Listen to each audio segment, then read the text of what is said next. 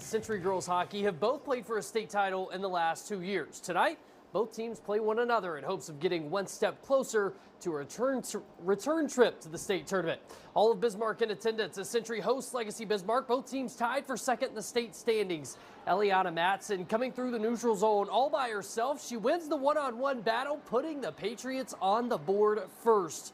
Legacy Bismarck would tie it up on a power play to take the lead. Misty Richardson sends it cross ice to Olivia Rask, her second of the night.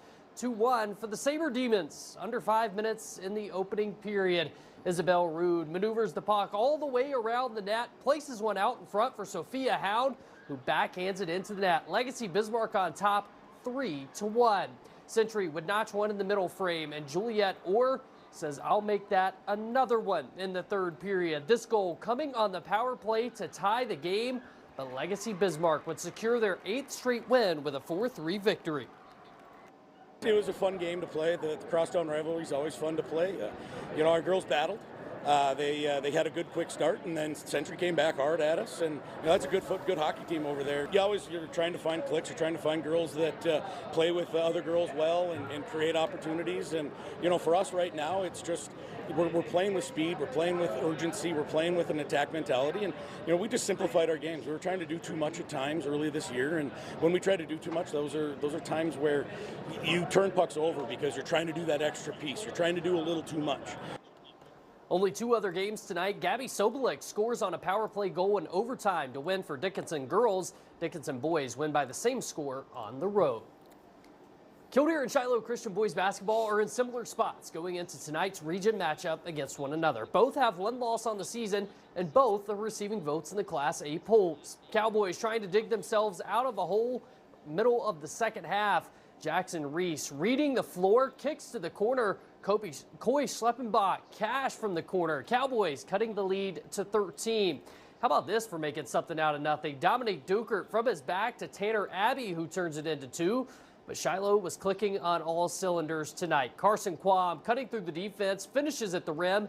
Nice little Euro step there to go with it. Skyhawks were tough on defense and efficient on offense. Ball movement finding Xavier Balkowicz, who runs in the floater from the corner. He was impressive all night as the Skyhawks win at 62-44. Another big game in that region tonight. Beulah beating Trinity by 11 on the road. Hazen wins big over Newtown. South Hart drops one to Alexander. New Salem Almont wins 68-57. For the girls, 4th-ranked Central McLean wins 64-50. Lemon is receiving votes in South Dakota and beats New England. Linton H&B by 5 over the Imperials. Bowman gets its 2nd win in a row. The game of the night in Richardson. Raiders win 72-71 in double overtime, and New Salem wins by 5 on the road.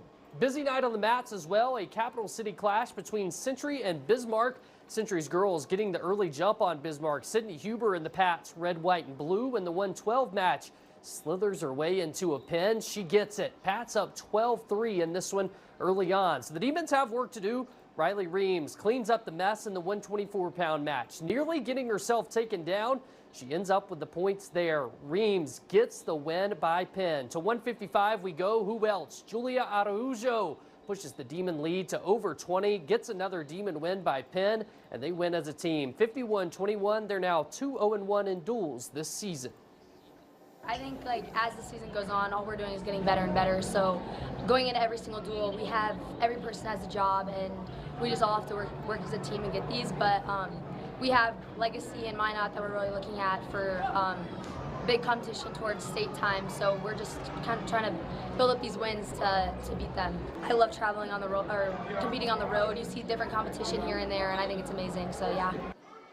Same matchup on the boys' side, and it was a tight one. First match of the night, Bismarck's Braden Ahu versus Century's Caden Saylor. Battle of the 107. Saylor going for the pin early. Century's bench getting in the way. They're so excited. Saylor pins Ahu there, and 114.